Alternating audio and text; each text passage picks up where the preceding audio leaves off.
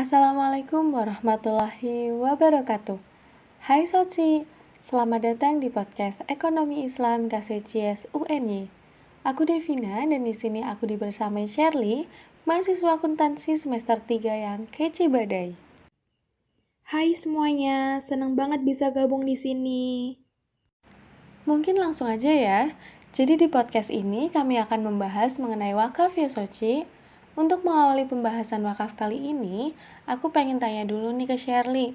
Menurut kamu, apa sih yang pertama kali terlintas di pikiranmu kalau dengar kata wakaf?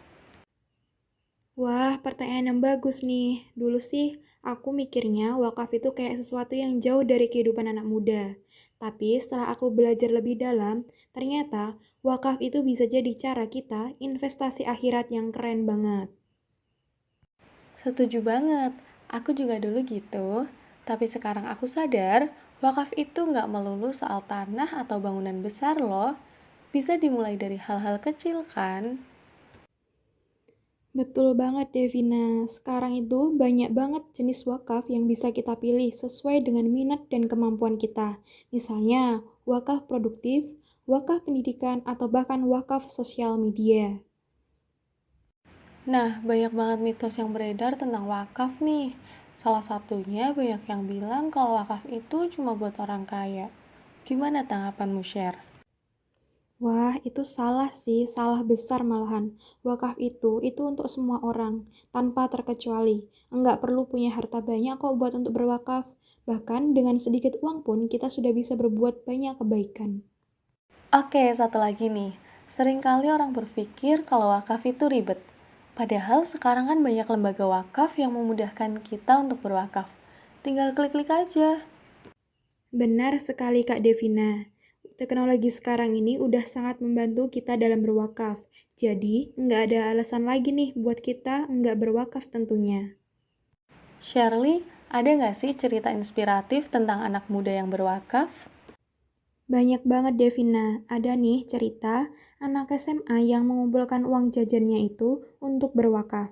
Nah, ada juga mahasiswa yang mewakafkan sebagian hasil kerja part-time-nya. Nah, mereka itu jadi bukti atau contoh kalau semangat berwakaf itu bisa tumbuh di usia berapapun.